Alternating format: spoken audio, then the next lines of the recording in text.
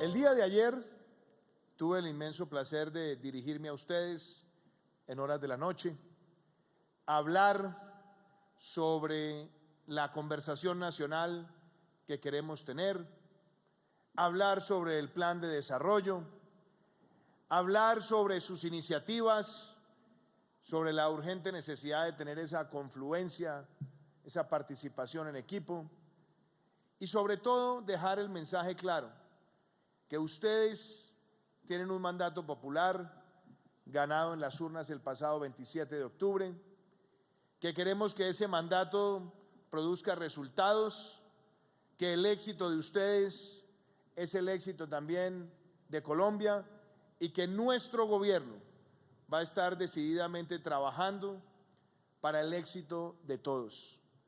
Aquí no hay banderas políticas e ideológicas. Aquí tienen un gobierno amigo que va a trabajar con todos ustedes con el mismo compromiso que es el de servirle a todos los ciudadanos de Colombia.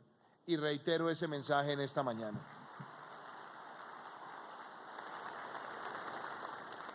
Lo que sí quiero aprovechar esta mañana es para hacer unas reflexiones sobre las transformaciones que espera Colombia, sobre dónde están las transformaciones que espera Colombia y sobre cómo podemos entre todos avanzar.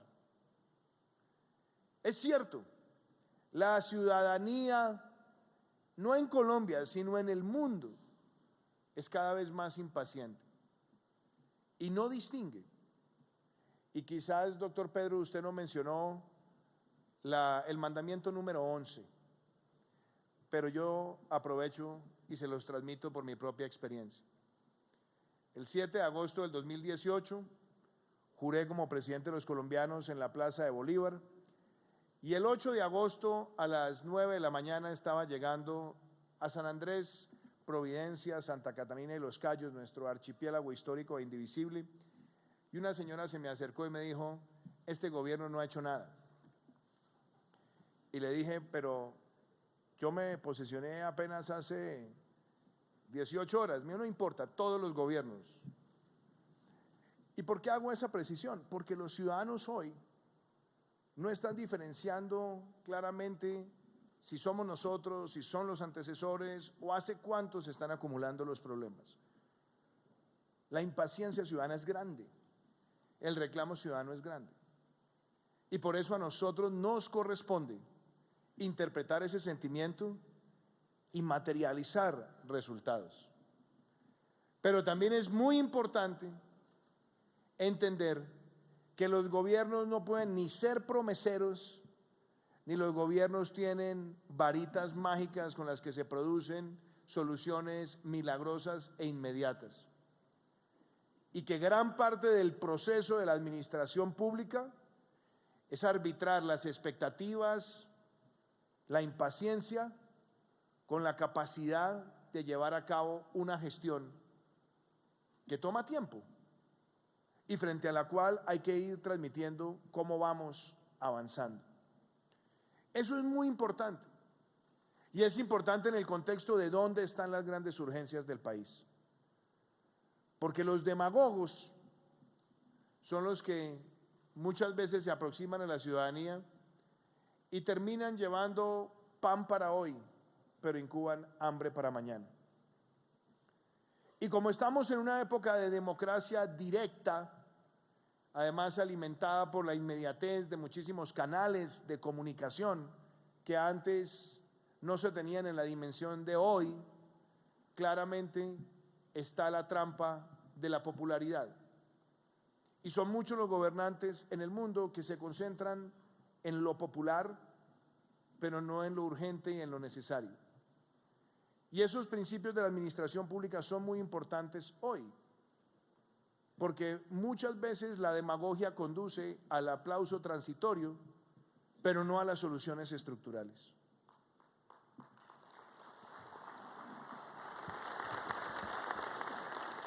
El reto de nuestra sociedad y el reto de ser gobernantes en este mundo tan móvil en términos de la democracia. Implica entender que el mandato ciudadano con el que ustedes fueron elegidos es vital, porque ese mandato es el que llevó a las personas a las urnas, y quienes fueron a las urnas deben ser siempre los que legitiman la validez de sus ideas y sus propuestas en la democracia. Porque ese mandato no está abierto ni a la presión, ni al chantaje, ni a también llevarlo a la transformación inmediata por expresiones de coyuntura, sino tener la capacidad de mantener ese voto programático que es central en nuestra democracia. Y es por eso que ese voto programático es el que a ustedes les va a permitir todos los días llegarle a los ciudadanos hacia lo que deben ser el cumplimiento de las metas de gobierno. Eso me permite a mí decir hoy aquí ante ustedes que los retos que tiene Colombia es bueno plantearlos, decirlos y mostrar que no solamente se han venido presentando mejoras a lo largo de los años, sino que tenemos que hacer reformas más profundas hoy en día. Y permítanme por un segundo hablar de algunos de esos temas. Voy a empezar por la educación. La educación es el anhelo más grande de una sociedad, porque es el que conecta el anhelo de las oportunidades con las posibilidades reales de tener los instrumentos para construir un proyecto de vida. Pero ¿qué ocurre en Colombia? En Colombia tenemos lo que yo llamo la carrera de los dos carriles. El carril número 1, el de los niños que nacen en familias de altos ingresos. Niños que nacen y tienen inmediatamente el acceso a todos los micronutrientes, al omega 3, al hierro, al calcio de manera permanente, que por lo general además esa nutrición les fortalece la corteza prefrontal del cerebro e incide en su proyección de vida. La segunda es que la gran mayoría de niños, o casi todos los niños que están en ese carril número 1, llegan a la educación preescolar de calidad, con formación psicosocial, psicoafectiva, psicomotriz, psicoemocional.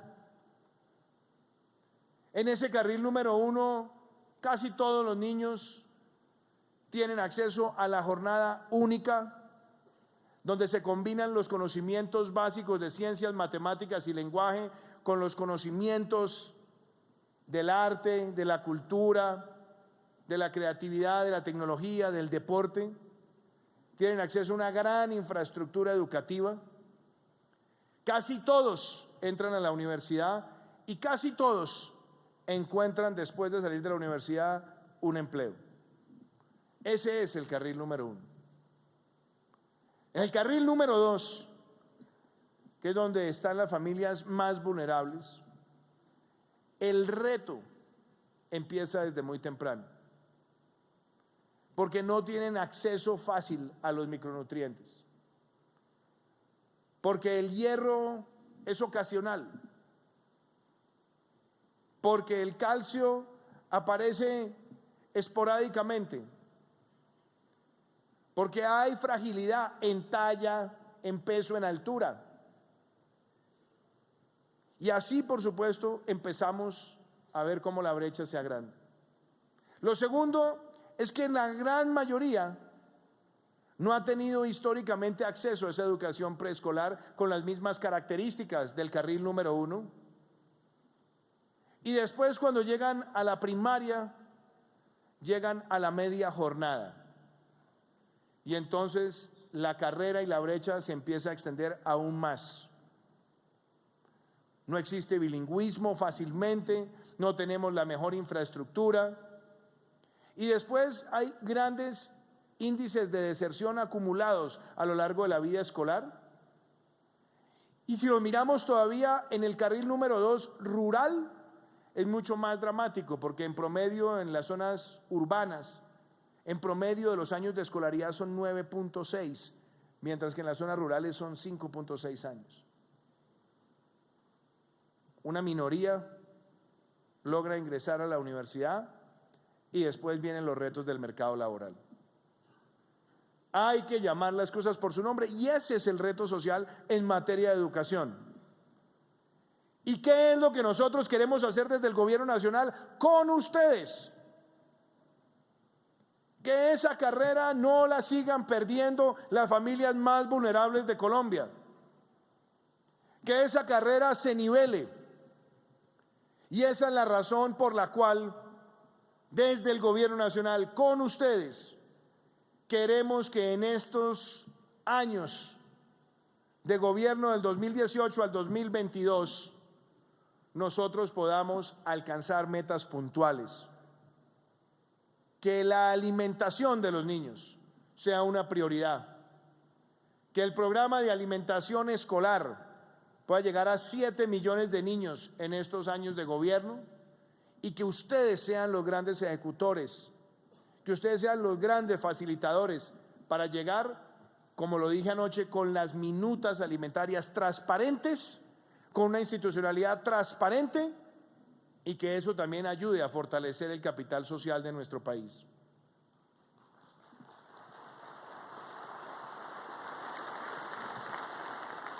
El siguiente reto no es menos exigente y es poder llevar la atención integral para la primera infancia.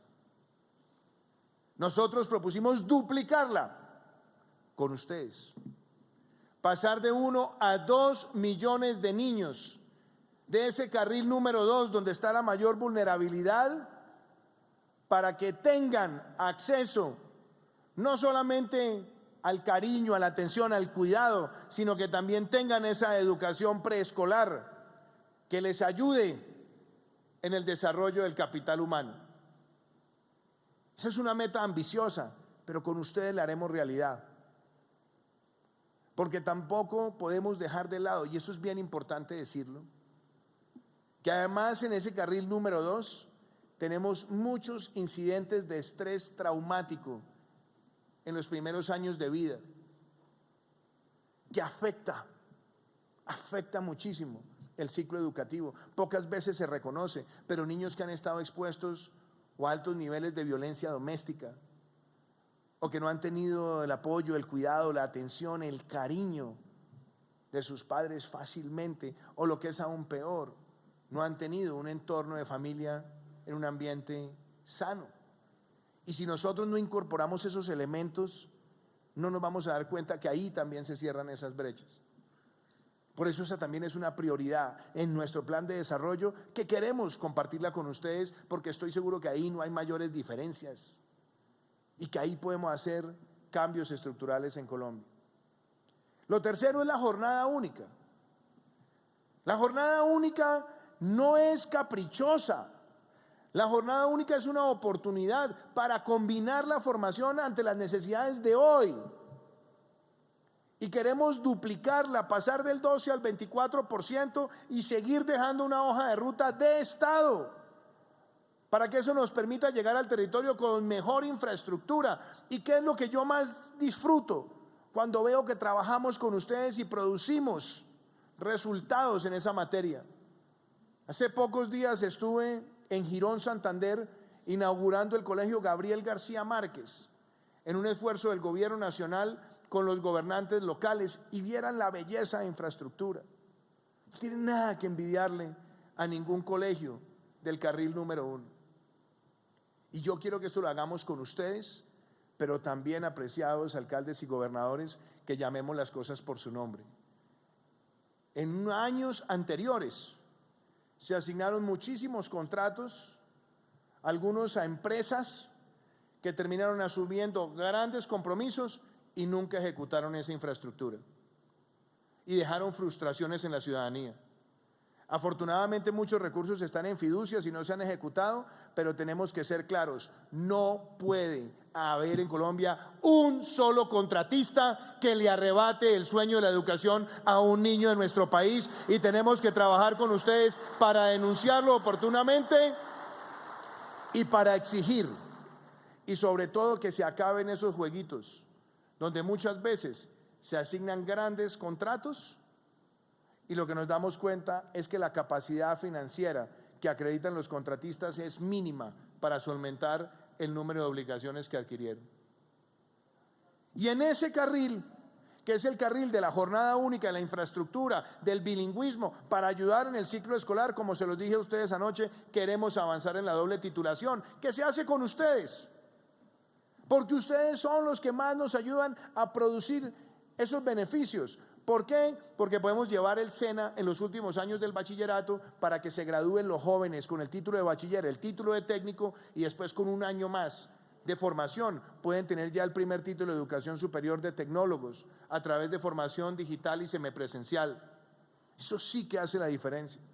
Y que podamos también con ustedes llegar al territorio y que podamos hacer acuerdos donde se haga infraestructura, donde se invierte por parte de los alcaldes y gobernadores, y después puede entrar el SENA a operar, a trabajar con ciclos propedéuticos y pertinentes hacia nuevas habilidades y necesidades que tienen que ver con el desarrollo regional, pero que también tienen que ver con las nuevas dinámicas de la formación de los estudiantes.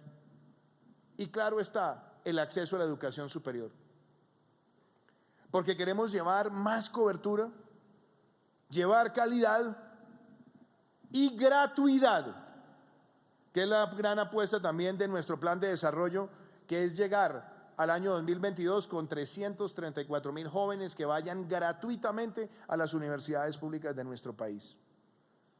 Eso es transformador, eso cierra brechas, pero también necesitamos llevar esa universidad a zonas rurales del país.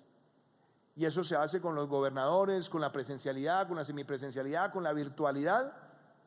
Y hemos visto casos maravillosos como el que pudimos disfrutar en La Paz, Cesar, donde la Universidad Nacional de Colombia puso una inversión grande con el apoyo también del gobierno nacional y después con los aportes en la base para llevar no solamente el conocimiento, sino la calidad educativa.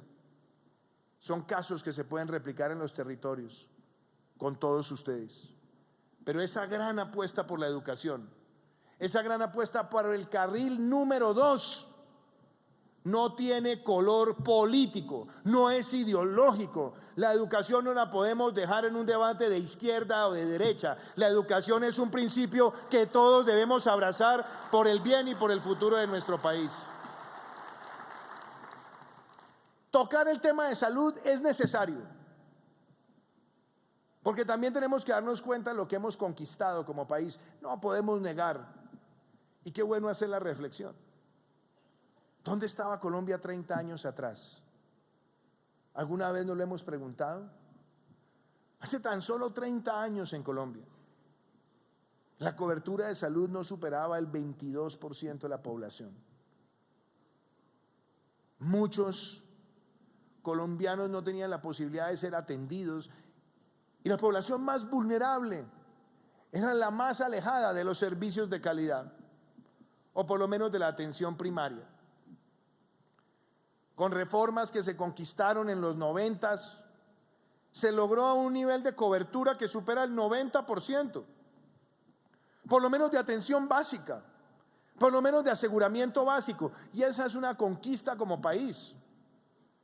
Pero también tenemos que darnos cuenta y reconocer que muchas de las apuestas que se hicieron en las reformas de los 90s no se materializaron, porque estaba siempre la idea de que la formalización laboral iba a ser tan rápida que tendríamos más personas en el régimen contributivo que en el régimen subsidiado y que eso le iba a dar la solvencia financiera al sistema.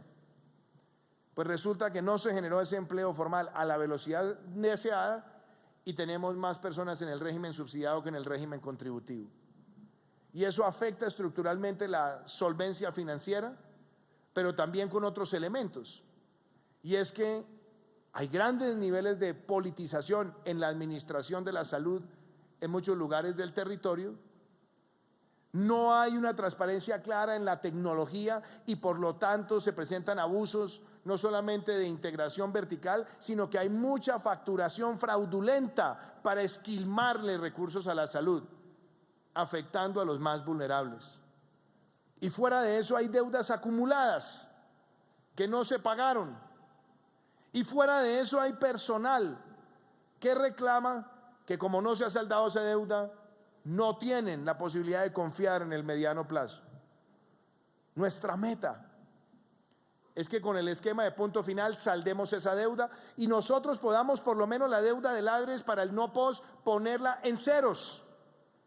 Y ese es uno de los proyectos más importantes de nuestro plan de desarrollo que le va a servir a los gobernantes locales y que debe ser acompañada también con mayor tecnología, utilizar facturación electrónica, tener telemedicina, tener la unificación en línea de las historias médicas, poder mejorar la dotación, el servicio y el funcionamiento de los 933 hospitales públicos, pero también trabajar de la mano en que tengamos inversiones conjuntas, como la que hicimos en Caucasia, donde hubo recursos del departamento y recursos del gobierno nacional para tener un hospital de última generación, que es un hospital regional de impacto. Y lo mismo, utilizar recursos del Sistema General de Regalías para dotar esa mejor infraestructura. Gobernadores y alcaldes, en ese tema, tienen un gobierno amigo, un gobierno aliado que necesita trabajar con ustedes para que la confianza en el sistema de salud beneficie a todos los colombianos.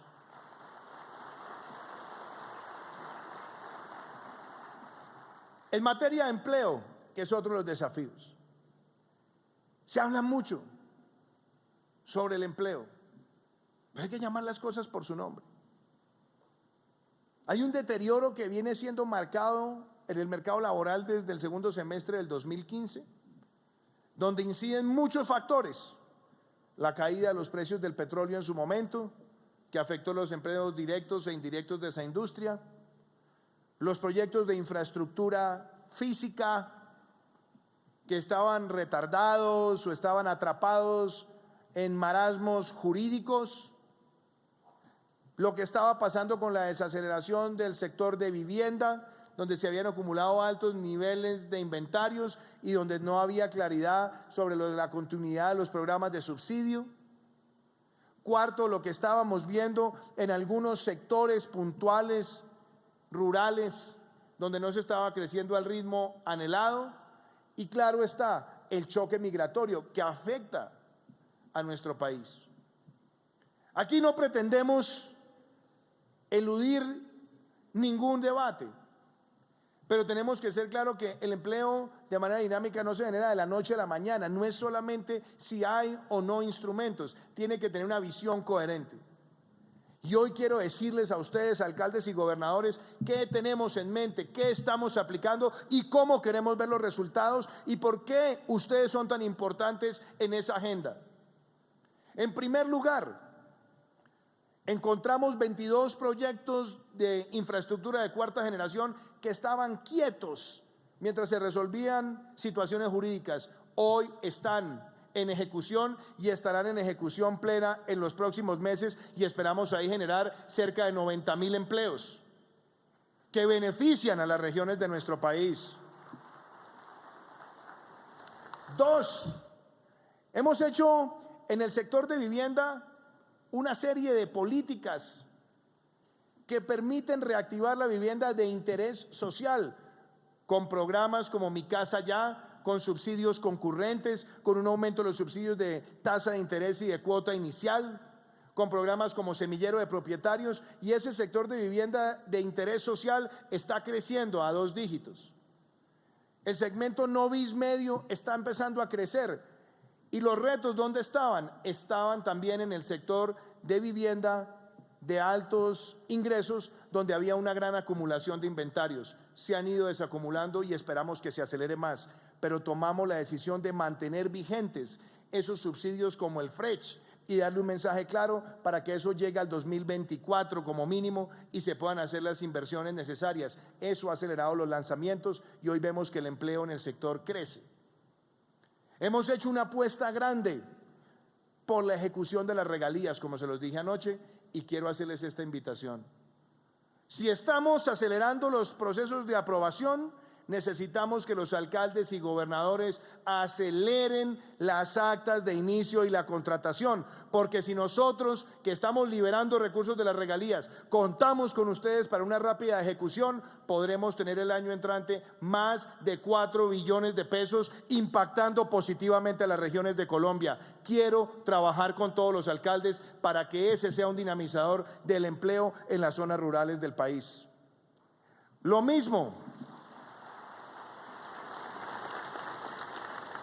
Lo mismo con las vías terciarias.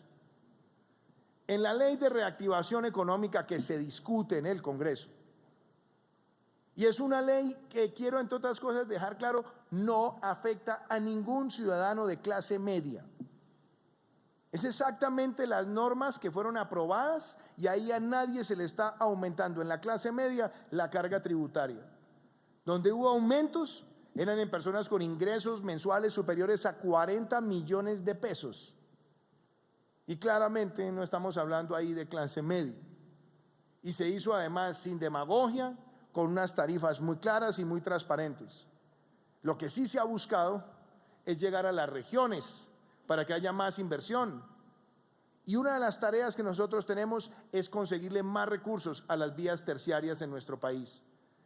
Ahí buscaremos recursos para el programa de Colombia Rural y ese será también un generador de empleo y ustedes lo saben muy bien porque cuando hay intervenciones de placahuella o conectividad intermunicipal, eso también lleva beneficios. Quiero desarrollar esa iniciativa con ustedes y que eso impacte favorablemente en tener más puestos de trabajo.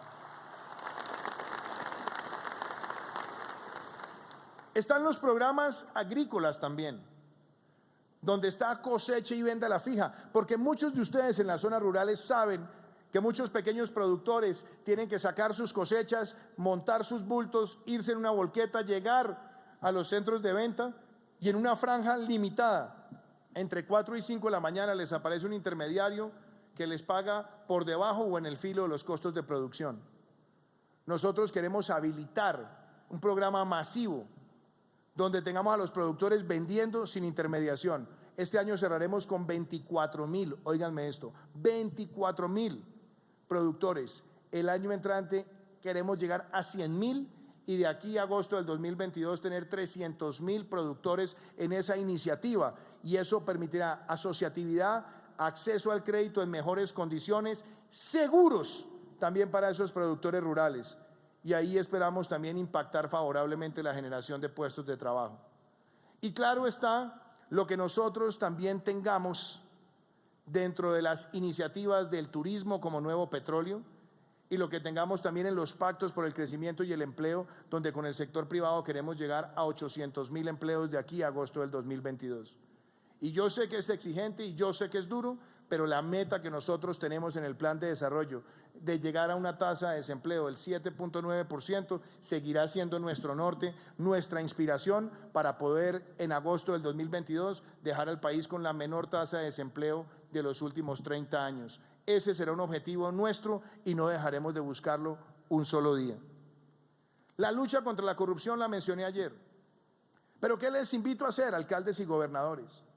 No es tanto un tema normativo, que por supuesto tenemos que hacerlo, pero es de manera clara ponerle fin a los carteles de únicos proponentes, ponerle fin a los abusos que muchas veces se presentan de contratación directa, exigirle a los contratistas, hacerlos visibles y transparentes, y que también tengamos la mayor transparencia posible en los planes de ordenamiento territorial para que no estén por ahí constructores de momento tratando de incidir en los consejos municipales o en las instancias de la administración para acomodar el uso del suelo según sus pretensiones, sino que se pueda hacer una administración y una planificación territorial con todos los ciudadanos y que eso sea un factor de legitimidad de sus gestiones con el apoyo del gobierno nacional, entre otras cosas poniendo en marcha lo que será el catastro multipropósito, que les va a permitir a ustedes tener no solamente un fortalecimiento de las finanzas territoriales, sino también la aplicación de medidas en los territorios